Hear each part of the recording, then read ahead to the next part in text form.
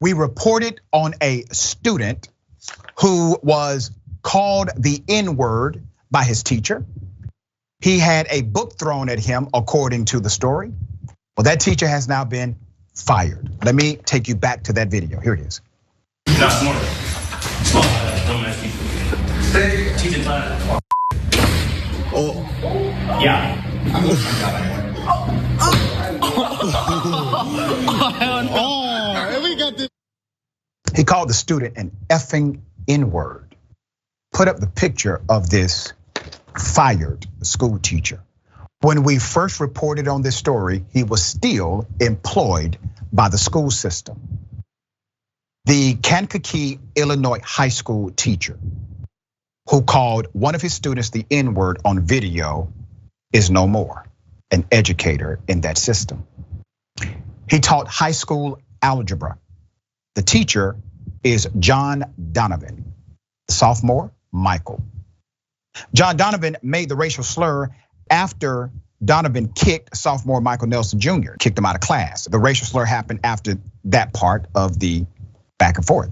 This was an apology request for throwing a book, another incident, not on video, but in the conversation.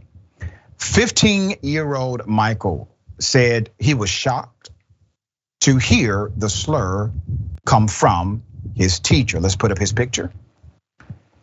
And was quickly offended by how easily it rolled off of the teacher's tongue. Parents Monday night sounded off to the board in District 111. They packed the gymnasium to find out just how the school board would move forward in light of the video that showed the chain of events. When the video went viral, parents were outraged, naturally, but none more so than this woman, his mother, Geraldine, who told CBS 2, and I quote, "There's no excuse for saying a racial slur, especially to a 15-year-old. No excuse." The high school parents demanded that this teacher, Donovan, be fired immediately. But last Thursday, the school district, instead of firing him, decided to place him on administrative leave. Paid administrative leave. That's when we decided to report on the story.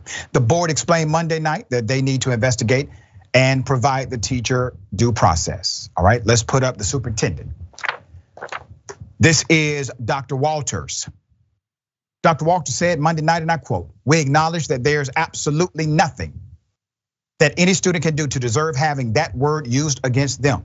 The board then voted to terminate this teacher immediately. The team's attorney, Kevin O'Connor, says the teacher's firing is only the first step, okay?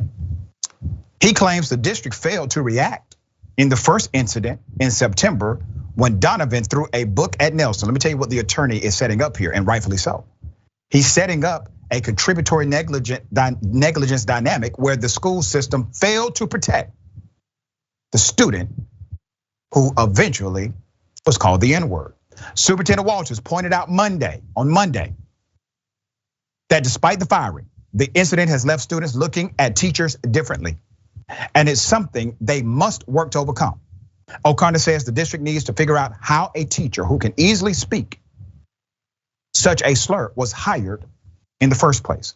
And the legal question is going to be, why would you allow a student to remain employed after a credible incident is reported of physical violence against one of your students? We will continue to follow this story and bring you updates as they come. But once again, what do you see? You see a school system not treating racism seriously. They did not fire this teacher immediately. They should have. They did not take the allegation of the assault seriously weeks before. They should have. I have to wonder, I ponder on this question. Was it because the person making the complaint was a young African-American male?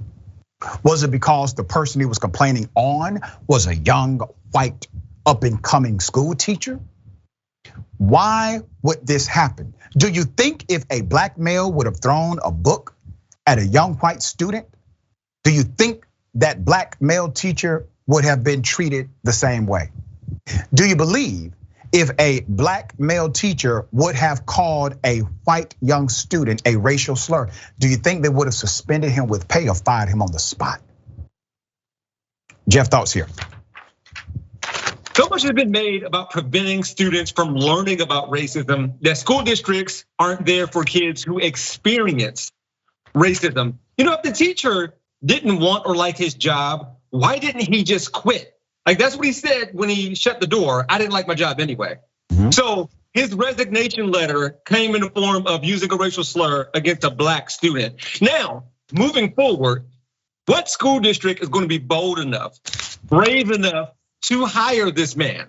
So we can expect that coming soon. And I'm hoping, honestly, to expose whoever this is and shame them into firing this man, because he shouldn't be around students. Like, let's establish that. He shouldn't have been there beyond throwing the book, let alone using the racial slur. So let's put an end to that. He can't work with kids or honestly in customer service. Like go do something in a private sector where you just, I don't know, doing something away from people, because you're done. We don't want to see any more damage that you're going to cause to any individual moving forward.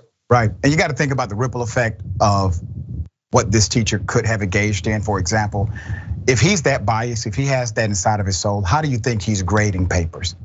How do you think he's grading your behavior? How do you think he's treating students who are black because of what he has inside of his own soul? All right.